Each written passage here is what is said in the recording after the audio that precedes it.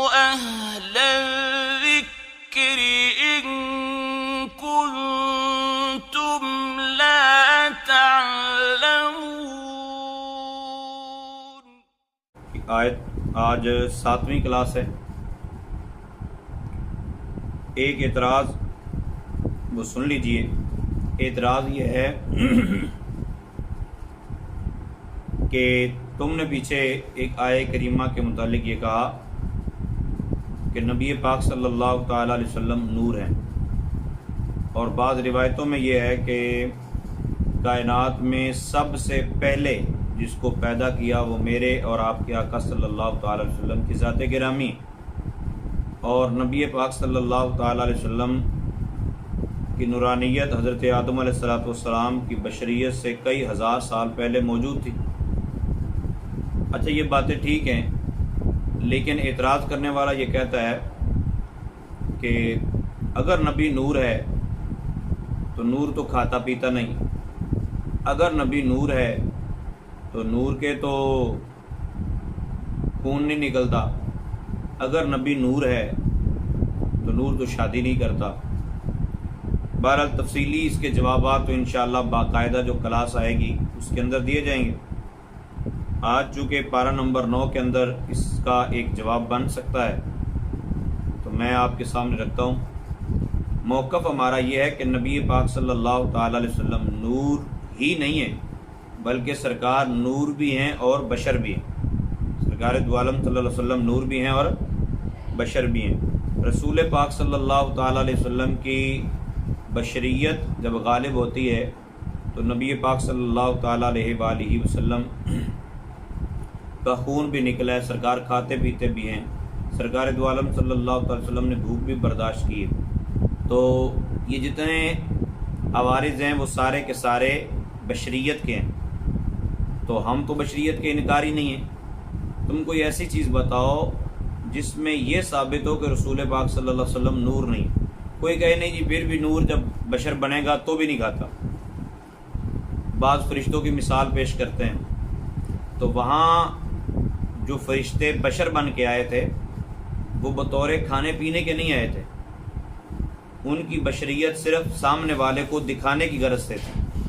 جب سامنے والے کو دکھانے کی غرض سے تھی بشریت تو سامنے والے کو دکھا لیا، کھانے والی تو کیفیت ہی نہیں تھی۔ رسول پاک صلی اللہ تعالی وسلم چونکہ بشریت کا جو لبادہ اوڑھ کے دنیا میں تشریف لائے ہیں تو وہاں مطلب امت کو کھاتے ہوئے دکھانا ہے، تو اس لیے سرکار نے کھایا ہے۔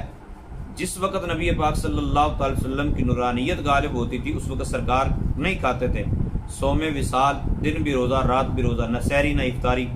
رسول پاک صلی اللہ علیہ وسلم نے روزے رکھے، صحابہ نے بھی رکھے اور صحابہ کمزور ہو گئے، تو نبی پاک صلی اللہ تعالی وسلم نے فرمایا، بخاری کی روایت، سرکار دو عالم صلی اللہ تعالی وسلم نے ارشاد میں ایکم مثلی، تم میں سے میرے جیسا کوئی ہے؟ تم روزے رکھنا شروع ہو گئے اس طرح، تم میں سے میرے جیسا کوئی ہے؟ روایت میں آتا ہے انی ابیت عند ربی یطعمنی ویسقینی، میں رات اپنے رب کے ہاں گزارتا ہوں، میرا رب مجھے کھلا بھی دیتا ہے پلا بھی دیتا ہے۔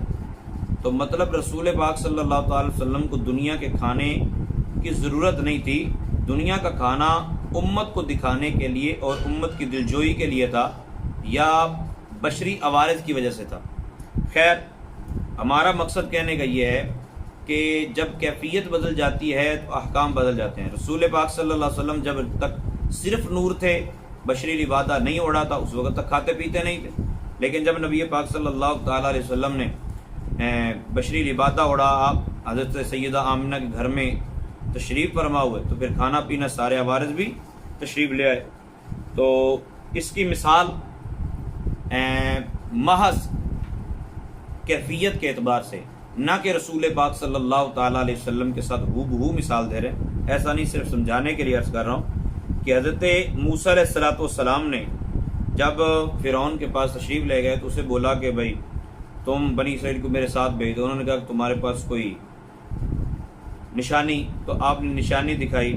اب نشانی دو طرح کی دکھائی، ایک تو یہ تھا کہ موسیٰ علیہ السلام نے اپنا عصا جو تھا وہ ڈالا، زمین پر ڈالا، فَأَلْقَى عَصَاهُ فَإِذَا هِيَ ثُعْبَانٌ مُبِينٌ، یہ سورہ الاعراف کی آیت نمبر 107 ہے، سورہ اعراف کی آیت نمبر 107۔ کہ موسیٰ علیہ السلام نے اپنا عصا ڈال دیا، وہ فوراً ایک بہت بڑا اژدہا ظاہر ہو گیا، نہیں سانپ بن گیا۔ اب دیکھو کبھی عصا نے کچھ کھایا ہے، کبھی لکڑی کی چھڑی رکھی ہو، لکڑی کی کوئی جناب عصا بنا کے یا وہ اسٹک ٹیپ بنا کے تو چلنے کے لیے سہارے کے لیے رکھی ہو، تو کبھی ایسا ہوا ہے کہ ہم نے اس کو رکھا ہو اور صبح پتہ چلے اٹھ کے رات فریج میں گئی ہے اور سارا دودھ پی گئی، یا چھڑی رکھی ہوئی تھی بعد میں پتہ چلے مرغی اس کے قریب سے گزری تو اس نے مرغی کو پکڑ منہ میں ڈال لیا، پھر رسی چھڑی کی چھڑی ہو گئی، ایسا نہیں ہوتا۔ لیکن حضرت موسیٰ علیہ السلام نے دو معجزے قوم فرعون کو دکھائے، ایک تو اپنا ہاتھ جب بغل میں ڈالا اور باہر نکالا تو وہ 14ویں رات کے چاند سے بھی زیادہ چمکدار، اور ایک لکڑی والا۔ پھر اس کے بعد قرآن پاک خود فرماتا ہے کہ حضرت موسیٰ علیہ السلام نے جب وہ اسی عصا کو دوبارہ ڈالا، جب جادوگر سامنے آئے، فَإِذَا هِيَ تَلْقَفُ مَا يَأْفِكُونَ، تو اچانک جب آپ نے ڈالا تو وہ ان کی ساری رسیوں کو نگل گیا، ساری رسیوں کو نگل بھی گیا، دوبارہ عصا کا عصا پھر ہو گیا، اتنا کا اتنا ہی، نہ وہ موٹا ہوا نہ کوئی زیادہ بڑا۔ تو کیفیت بدلنے سے احکام بدل جاتے ہیں۔ رسول پاک صلی اللہ تعالی علیہ وسلم جب تک صرف نور تھے اس وقت کھانا پینا نہیں تھا، جب سرکار دو عالم صلی اللہ تعالی وسلم نے بشریت کا لبادہ اوڑھا تو پھر رسول پاک صلی اللہ تعالی علیہ وسلم کھانا پینا، شادی کرنا، سارے معاملات دیگر بھی ہوئے۔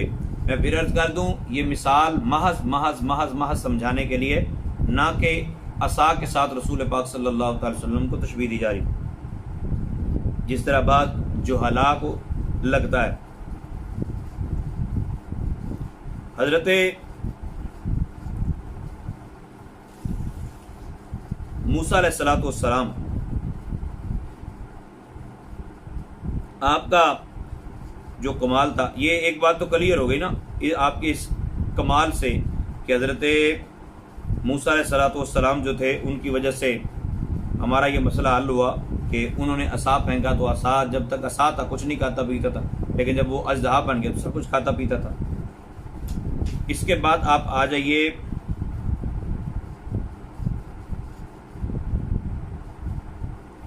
یہ سورہ اعراف کی آیت نمبر 148، سورہ اعراف کی آیت نمبر 148، اور یہی واقعہ اس سے ملتا جلتا بالکل ہو بہو سورہ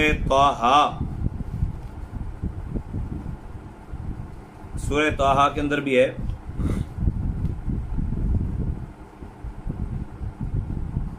سورہ طٰہٰ کی تقریباً 58 آیتیں ہیں۔ یہ سارا کا سارا واقعہ حضرت موسیٰ علیہ السلام کے حوالے سے موجود ہے، لیکن یہ بات شروع ہوتی ہے جا کے حضرت موسیٰ علیہ السلام جب حضرت ہارون کو پیچھے بنی اسرائیل میں چھوڑ کر تشریف لے گئے جانب طور۔ یہ بات شروع ہوتی ہے 83 نمبر آیت سورہ طٰہٰ کی آیت نمبر 83 سے، وَمَا أَعْجَلَكَ عَنْ قَوْمِكَ يَا مُوسَىٰ۔ اس سے آگے آپ سارا واقعہ پڑھیں گے سامری والا کہ سامری نے کیا کیا۔ سامری نے جناب وہ ان کے لیے ایک باقاعدہ بچڑا بنایا، اور یہ بات یہاں سورہ اعراف کی آیت نمبر 148 میں وَاتَّخَذَ قَوْمُ مُوسَىٰ مِن بَعْدِهِ مِنْ حُلِيِّهِمْ عِجْلًا جَسَدًا لَهُ خُوَارٌ أَلَمْ يَرَوْا أَنَّهُ لَا يُكَلِّمُهُمْ وَلَا يَهْدِيهِمْ سَبِيلًا۔ اب خلاصتاً اس کا واقعہ میں پورا عرض کرتا ہوں۔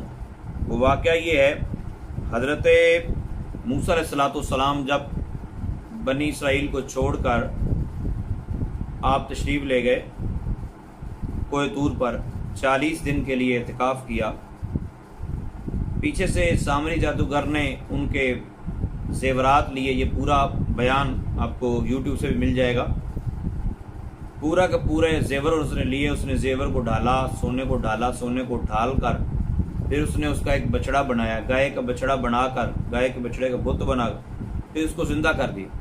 اچھا وہ زندہ ہو گیا، وہ بولتا تھا، اور جب وہ لوگوں نے دیکھا تو بڑے حیران ہوئے، کہنے لگے کہ سامری یہ کیا کمال ہے؟ اس نے کہا یہی تمہارا رب ہے موسیٰ علیہ السلام تو ویسے ہی بھول کر وہاں آگے تشریف لے گئے۔ تو جب یہ بات ہوئی تو حضرت موسیٰ علیہ السلام واپس آئے، 12,000 کم و بیش بچے، باقی سارے کے سارے بنی اسرائیل مشرک ہو گئے۔ موسیٰ علیہ السلام واپس تشریف لائے، آپ نے اس سے پوچھا سامری سے کہ تو نے اس بے جان کے اندر جان کیسے ڈالی؟ یہ سورہ طٰہٰ کے اندر باقاعدہ حضرت موسیٰ علیہ السلام کا سوال موجود ہے۔ آپ نے فرمایا کہ قال فما خطبک یا سامری، اے سامری تو نے یہ کیسے کیا؟ اب تو مجھے بتا۔ حضرت ہارون علیہ السلام کو سرزنش آپ نے کر لی، بنی اسرائیل کو پریشان اور تنبیہ اور دیگر جو شدت کرنی تھی وہ کر لی۔ اب سامری سے پوچھا کہ بتا تو نے یہ کیسے کیا؟ تو وہ کہتا ہے قال بصرت بما لم یبصروا به فقبضت قبضة من اثر الرسول فنبذتها وكذلك سولت لی نفسی۔ حضرت موسیٰ علیہ السلام کو کہنے لگا جناب میں بتاتا ہوں کہ یہ کیسے ہوا۔ آپ نے فرمایا کیسے ہوا؟ اس نے کہا میں نے جبریل امین علیہ السلام کو دیکھا، جبریل گزر رہے تھے تو جبریل جس گھوڑے پر سوار تھے یا گھوڑی پر سوار تھے اس کے جہاں قدم لگتے تھے نیچے سے مردہ زمین زندہ ہو جاتی تھی، گھاس اگاتی تھی۔ تو میں نے کیا فقبضت قبضة من اثر الرسول، جبریل کے قدموں کی خاک لے کر میں نے وہ اس بچڑے بے جان بچڑے کے منہ میں ڈال دی، تو بے جان بچڑے میں جان پڑ گئی۔ یہاں ہمارے عقیدے کے متعلق ایک بات بڑی انٹرسٹنگ ہے، وہ یہ ہے کہ ہمارا عقیدہ یہ ہے کہ جہاں آمنہ کے لال صلی اللہ تعالیٰ علیہ وسلم کے قدم لگے ہیں وہاں کی مٹی خاک شفا ہے، وہ مٹی شفا دیتی ہے۔ تو دیکھیں نا، حضرت موسیٰ علیہ السلام نے سامری سے پوچھا، آیت نمبر 95 سورہ طٰہٰ کی اور آیت نمبر 96، جس کا مرضی ترجمہ پڑھ لی، 16واں پارہ ہے، ٹھیک ہے۔ تو 95 اور 96 آیت میں لکھا ہے کہ جبریل کے قدموں کی خاک نہیں بلکہ جبریل کے گھوڑے کے قدموں کی خاک ایک بے جان کے منہ میں گئی تو اس میں جان پڑ گئی۔ تو جہاں آمنہ کے لال کے قدم لگے ہوں، جہاں موسیٰ علیہ السلام کے بھی آقا کے قدم لگے ہوں، اس مٹی کو کھا کے شفا کیوں نہیں کہہ سکتے؟ حضرت یوسف علیہ السلام کی قمیص اگر شفا دے سکتی ہے، اذهبوا بقمیصی، ٹھیک ہے، میری یہ قمیص لے جاؤ۔ پھر فرمایا فَأَلْقُوهُ عَلَى وَجْهِ أَبِيهِ يَأْتِ بَصِيرًا، میرے ابا جان کی آنکھوں پہ رکھ دینا، آنکھیں روشن ہو جائیں گی، یعنی نابینا کی بینائی واپس آ سکتی ہے۔ تو پھر میرے آقا صلی اللہ تعالیٰ علیہ وآلہ وسلم کے قدموں کی خاک بھی شفا دے سکتی ہے۔ حقیقی شفا اللہ تعالیٰ ہی عطا فرماتا ہے، ذریعہ خاک شفا بنے گی، جیسے ذریعہ حضرت جبریل امین علیہ السلام کے گھوڑے قدموں کی خاک بن گئی۔ اسی لیے مزارات اولیاء پر جانے کی بات کرتے ہیں، اولیاء کے مزارات پر جانا چاہیے اور 4 ہاتھ پیچھے کھڑے ہو کر دعا مانگیں، قبر کو بوسہ بھی نہ دیں کہ ہمارے لب اس قابل نہیں ہے کہ ہم بوسہ دے سکیں، قبر کے سامنے جھکنا ناجائز ہے، تو قبر کے سامنے سجدہ کرنا ناجائز ہے۔ مزارات پر جانا چاہیے، مزارات پر جا کر وہاں دعا کرنی چاہیے، کیونکہ اس جگہ کی برکت اور اس جگہ کی کمالات میں سے یہ ہوتا ہے کہ وہاں مردہ دلوں کو جلا ملتی، مردوں کو زندگی مل جاتی۔ مگر یاد رکھیے گا عورتوں کو مزارات پہ جانا منع ہے، عورتیں مزارات پر نہیں جا سکتی۔ اگر کسی نے منت بھی مانی ہے کہ میں فلاں مزار پر اس طرح نیاز دوں گی ان کے ایصال ثواب کے لیے، تو وہ اپنے گھر میں ہی آپ نیاز دے دیجئے، انشاءاللہ عز و جل منت بھی پوری ہو، نظر بھی پوری ہو جائے گی اور ثواب بھی آپ کو مل جائے گا۔ تو کتنا کمال کا یہ واقعہ ہے جو سامری نے کیا۔ اچھا مشرک ہوئے وہ الگ بات، جو معاملات ہوئے وہ الگ بات، لیکن کمال کی بات جو ہمیں ملی ساتھ میں وہ قرآن پاک سے وہ یہ تھی کہ اللہ والوں کے جہاں قدم لگ جاتے ہیں وہاں کی مٹی بھی مردوں کو زندگی عطا کرتی۔ اس کے بعد آپ سورۃ المائدہ کی آیت نمبر 55 لکھیے، سورۃ المائدہ کی آیت نمبر 55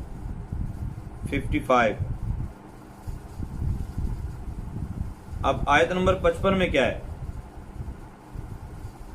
انما ولیکم اللہ ورسولہ والذین آمنوا، یہ آپ بس ذہن میں رکھیے گا، اس پہ بات میں کرتے ہیں۔ پہلے آپ آئیے، آپ سورہ اعراف کی آیت نمبر 155 پر دعا کیا ہو رہی ہے؟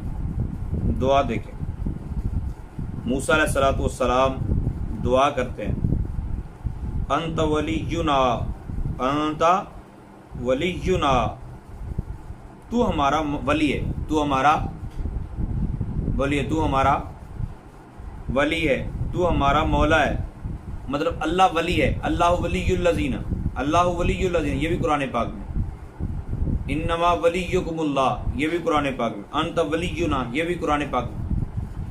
تو اللہ کیا ہے؟ ولی۔ اللہ کیا ہے؟ یہ آپ نے بار بار رپیٹ کرنا، اللہ کیا ہے؟ ولی۔ اور اللہ تعالیٰ فرماتا ہے وَرَسُولُهُ، اس کا رسول بھی ولی، وَالَّذِينَ آمَنُوا، ایمان والے بھی ولی، مطلب اللہ بھی ولی، اللہ کا رسول بھی ولی اور ایمان والے بھی ولی۔ تو یہ شرک نہیں ہوا، لیکن اسی کو آپ کنورٹ کر کے دوسری سائڈ پہ لے کے جائیں، اللہ بھی داتا، اللہ کا نبی بھی داتا اور اللہ کے نیک بندے بھی داتا، بولے شرک ہو گیا۔ کیوں شرک ہوا جی؟ وہ دیکھو جی اللہ داتا ہے تو پھر کسی اور کو داتا کہنا شرک نہیں ہے؟ تو بھائی اللہ ولی ہے، اللہ کے علاوہ دوسروں کو ولی کہنا کیوں نہیں شرک؟ وہ بھی تو شرک ہونا چاہیے۔ تو محض نام ایک ہو جانے سے، میں بار بار آپ کو ریپیٹ کر رہا ہوں، شرک نہیں ہوتا، کیونکہ اللہ کا ولی ہونا اور ہے، اللہ ولی ہے، کسی کا محتاج نہیں، لیکن اللہ کے نبی اور اللہ کے پیارے اللہ کی عطا سے ولی ہیں، مددگار ہیں، ولی معنی مددگار۔ تو اسی طرح اللہ داتا ہے، اللہ مشکل کشا ہے، مگر وہ کسی کا محتاج نہیں، لیکن انبیاء و اولیاء اگر مشکل کشا اور حاجت روا اور داتا ہم کہتے ہیں تو وہ اللہ تعالیٰ کی عطا سے، اس فرق کی وجہ سے شرک نہیں ہوتا۔ اللہ عقل سلیم عطا فرمائے۔ نبی پاک صلی اللہ تعالیٰ علیہ وسلم کی تعریف اللہ تعالیٰ نے فرمائی، اللہ تعالیٰ نے خود چاہا کہ میرا محبوب مشکل کشا ہے، اللہ تعالیٰ نے خود بیان فرمایا کہ میرا محبوب دکھ درد دور کرنے والا ہے، حاجت روا ہے، شافع امراض ہے اور دافع بلا ہے۔ آپ بولیں گے کہاں لکھا ہے؟ تو یہ آئیے پڑھیے 157 نمبر آیت ہے سورہ اعراف کی، سورہ اعراف کی آیت نمبر 157 کہ نبی پاک صلی اللہ تعالی وسلم کی تعریف تورات اور انجیل میں کیا لکھی تھی؟ الذین یتبعون الرسول النبی الامی الذی یجدونہ مکتوبا عندہم فی التوراۃ والانجیل، ایسے رسول کی انہوں نے خبریں، ایسے رسول کی باتیں انہوں نے پڑھی تھی تورات اور انجیل کے اندر جو موجود تھیں، اور پھر ان کی پیروی کی، مطلب کچھ ایسے یہودی اور نصرانی تھے جنہوں نے کلمہ پڑھ لیا اور پھر پیروی کی رسول پاک صلی اللہ علیہ وسلم کی، اور کیسے رسول کی جو غیب کی خبریں بتانے والے ہیں، کیونکہ نبی کا معنی غیب کی باتیں بتانے والے، اور امی جی بے پڑھے ہوئے، بعض امی کا مطلب ہوتا ہے، بعض کہتے ہیں کہ ان پڑھ، ان پڑھ ایک نقص ہے اور بے پڑھا نقص نہیں ہے، بے پڑھا کا مطلب یہ ہے کہ جو کسی کا شاگرد نہیں، اور ان پڑھ کا مطلب ہوتا ہے جاہل۔ تو رسول پاک صلی اللہ تعالیٰ علیہ وسلم معاذ اللہ معاذ اللہ معاذ اللہ ان پڑھ نہیں ہے، بلکہ رحمت عالم صلی اللہ علیہ وسلم بے پڑھے ہوئے، مطلب دنیا میں کسی کے شاگرد نہیں ہیں، ان کو تو سارے علوم اللہ تعالیٰ نے خود عطا فرمائے۔ اچھا تورات اور انجیل میں کیا لکھا ہوا تھا؟ انہوں نے دیکھا یہود و نصارہ نے، یأمرہم بالمعروف، وہ محبوب نیکی کا حکم دیں گے، وینہاہم، اور اپنے غلاموں کو برائی سے منع کریں گے، عن المنکر، ویحل لہم الطیبات، اور پاک چیزیں ان کے لیے حلال کر دیں گے، ویحرم علیہم الخبائث، اور گندی چیزیں ان پر حرام کر دیں گے، وَيَدَعُ، سنیے، وَيَدَعُ عَنْهُمْ إِسْرَهُمْ، اور ان پر سے ان کا بوجھ اتار دیں گے۔ اللہ اکبر، یہ ہے مشکل کشائی، یہ ہے حاجت روائی، یہ ہے دکھ درد دور کرنے والی بات، کہ محبوب جو ہیں وہ اپنے غلاموں پر سے بوجھ اتار دیں گے، سخت تکلیفیں دور کر دیں گے۔ پہلے لوگوں نے توبہ کرنی ہوتی تو جان دینی پڑتی، پہلے لوگوں نے پاکیزگی حاصل کرنی ہوتی تو کپڑا کاٹنا پڑتا، لیکن یہ محبوب پاک علیہ الصلوۃ والسلام ایسے ہیں کہ یہ دکھ درد دور کریں گے، ان کی مشکل کشائی کر دیں گے، ان کی حاجت روائی کر دیں گے، ان کی تکلیفیں دور کر دیں گے، دافع بلا بن جائیں گے۔ یہ اللہ فرما رہا ہے۔ وَيَدَعُ عَنْهُمْ إِسْرَهُمْ، ان کا بوجھ اتار ڈالیں گے، وَالْأَغْلَالِ، اور گلے میں جو پھندے ہیں وہ بھی اتار پھینکیں گے، یعنی مشکل احکام بھی سارے کے سارے دور کر دیں گے۔ نبی پاک صلی اللہ تعالی وسلم سے پہلے غنیمت کھانا جائز نہیں تھا، زکوٰۃ کھانی جائز نہیں تھی۔ سرکار دو عالم صلی اللہ تعالی وسلم نے آ کے حاجت روائی فرمائی، آسانی فرمائی، ہم صدقہ بھی کھا رہے ہیں، غریب ہیں تو جناب زکوٰۃ کے پیسے بھی کھا رہے ہیں۔ تو جو مولوی یہ کہتا ہے کہ نبی نے کچھ نہیں دیا، نبی کی عطا سے ہم کچھ نہیں کھا رہے، تو وہ چپ کر کے زکوٰۃ چھوڑ دے لینا، ٹھیک ہے، صدقات و خیرات لینا چھوڑ دے، کیونکہ یہ سرکار کے وسیلے سے ہی ہوئے۔ اسی لیے کہتے ہیں تیرا کھاواں میں تیرے گیت گاواں یا رسول اللہ۔ اللہ عقل سلیم عطا فرمائے۔ التی کانت علیہم، جو ان کے گلے میں مشقت والے احکام تھے، جب یہود و نصارہ محبوب کا کلمہ پڑھ لیں گے تو محبوب کے غلام ہو جائیں گے، محبوب کی اتباع کریں گے، تو پھر محبوب ان کی مشکل کشائی کریں گے، ان کے دکھ درد دور فرما دیں۔ تو یہ ہمارے لیے بہت سمجھنے والی بات۔ اس کے بعد آپ دیکھیے اللہ تعالیٰ نے ارشاد فرمایا کہ کچھ لوگ ایسے تھے، بلکہ پہلی امتوں کے جتنے بھی، میں بڑی ایک انٹرسٹنگ بات کرنے لگا ہوں، پہلی امتوں کے جتنے بھی لوگ تھے، اب ان کی ہسٹری پڑھیں، ہر نبی کی بد دعا کے بعد، دعائے ضرر کے بعد امت تباہ ہوئی، چھوٹے چھوٹے گناہ اور امت تباہ۔ نبی کے سامنے جھوٹ بولا تو خنزیر بن گئے، نبی کے سامنے نبی کی بات نہیں مانی تو بندر بن گئے، نبی کی بات نہیں مانی تو آگ برسی، نبی کی بات نہیں مانی تو زلزلے آ گئے، نبی کی بات نہیں مانی تو جناب طوفان نوح آ گیا، تباہی و بربادی۔ اچھا، اب آئیے جو انٹرسٹنگ بات میں عرض کرنے لگا تھا وہ یہ تھی کہ ساری باتیں آپ پڑھ لیجئے اور لکھ لیجئے، اور پھر اپنے گناہ صبح سے لے کر شام تک جو ہم گناہ کرتے ہیں ان کی بھی لسٹ بنائیے۔ یہ میں ایک مشورہ دے رہا ہوں، صبح سے لے کر شام تک کے گناہوں کی لسٹ بنا کر آپ اپنے گھر کے شیشے کے سامنے، آئینے کے سامنے جا کے کھڑے ہو جائیے، اور پھر اپنے وہ گناہ جو آپ نے صبح سے لے کر رات تک کیے ہیں گناہ دیکھیے، اور پہلی امتوں کا اس کی وجہ سے عذاب میں مبتلا ہونا دیکھیے کہ میں نے یہ گناہ کیا پہلی امتوں پر، اسی گناہ کی وجہ سے کیا عذاب آیا۔ دوسرا گناہ دیکھیے پھر پہلی امتوں پر اس کی وجہ سے کیا عذاب آیا۔ سارے گناہ دیکھ لیجئے، اگر سارے گناہ اور باقی امتوں کے احوال جاننے کے بعد بھی آپ کا چہرہ بالکل صحیح سلامت ہے، آپ تباہ و برباد بھی نہیں ہوئے، آپ کی گھر کی چھت اب اگر نہیں گری، آپ کے اوپر پتھروں کی بارش اگر نہیں ہوئی، تو یہ آپ کے چہرے کا کمال نہیں ہے، یہ آپ کے نماز اور روزے کا کمال نہیں ہے، یہ آپ کی اپنی کوئی وقت، اپنی کوئی حیثیت نہیں ہے، بلکہ یہ سارا کا سارا آمنہ کے لال کا وسیلہ ہے جو آپ ابھی تک بچے ہوئے۔ رسول پاک صلی اللہ تعالیٰ علیہ وآلہ وسلم کے توسط سے بچے ہوئے، رسول پاک صلی اللہ تعالیٰ علیہ وسلم کی عنایت سے بچے ہوئے۔ ایسا نہیں ہے کہ ہمارے اندر کوئی کمال پیدا ہو گیا ہے کہ اس کمال کی وجہ سے اللہ تعالیٰ نے ہمیں کچھ نہیں کہا، نہ ایسی بات نہیں ہے۔ اللہ تعالیٰ عقل سلیم عطا فرمائے، بلکہ اللہ تعالیٰ نے خود ارشاد فرمایا ما کان اللہ لیعذبہم وانت فیہم، محبوب کیا یہ سمجھتے ہیں کہ عذاب نہیں آ سکتا؟ نہ عذاب آئے گا، عذاب آ بھی سکتا ہے۔ جب رب تعالیٰ عذاب کرتا ہے تو پھر تباہی و بربادی ہوتی ہے، رب تعالیٰ عذاب کرتا ہے تو تندور بھی پانی پھینکنے لگتے ہیں، جب رب تعالیٰ عذاب کرتا ہے تو بادلوں میں سے بھی آگ برسنے لگتی ہے۔ رب تعالیٰ فرماتا ہے ان کو عذاب میں یہ سمجھتے ہیں عذاب نہیں آ سکتا۔ محبوب وما کان اللہ لیعذبہم وانت فیہم، میں تو عذاب صرف اس لیے نہیں دے رہا کہ آپ ان میں تشریف فرما، آپ کے وسیلے سے یہ لوگ بچے ہوئے، اور ہم یہ سمجھے ہیں کہ ہمارا کوئی کمال ہے، پھر بھی یہ سوچتے ہیں کہ نبی نے ہمیں کیا دیا، نبی کے وسیلے سے کیا ہو سکتا ہے؟ نبی کے وسیلے سے پتھروں کی بارش نہیں ہو رہی، نبی کے وسیلے سے ساری امت تباہ و برباد نہیں ہو رہی، ورنہ پہلی امتوں کے کس سے پڑھیں کہ پہلی امتیں کس کس بات کی وجہ سے برباد ہو گئی۔ تو اللہ تعالیٰ ہم سب کو نبی پاک صلی اللہ تعالی وسلم کی جو عنایات ہیں ان کو یاد رکھنے کی توفیق عطا فرمائے۔ یہ جو بات میں نے کہی کہ محبوب کی وجہ سے یہ عذاب نہیں آ رہا، یہ سورہ انفال کی آیت نمبر 33 ہے۔ اب آخر پہ آ کے یہ سنیے، اللہ تعالیٰ کے حبیب صلی اللہ تعالی وسلم سے لوگوں نے پوچھا یسألونک عن الساعہ، قیامت کب آئے گی؟ مطلب یہ تھا کہ اچھا جب قیامت آئے گی پھر ادوں ہی توبہ کر لیں گے۔ جب موت آئے گی موت سے پہلے توبہ کر لیں. تو اس طرح کے سوالات کا جواب دینا محبوب پاک علیہ السلام کی شایان شان نہیں تھا. رب تعالیٰ نے ارشاد فرمایا یسألونک عن الساعۃ ایان مرساها، محبوب یہ پوچھتے ہیں قیامت کب آئے گی.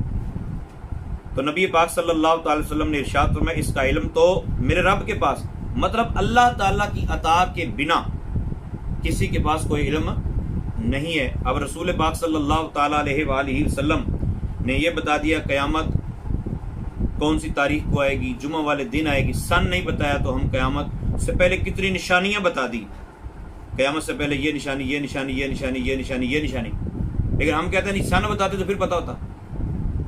رسول پاک صلی اللہ تعالی وسلم کے علم پر اعتراض سے بچیے. اللہ تعالیٰ عمل کی توفیق عطا فرمائے.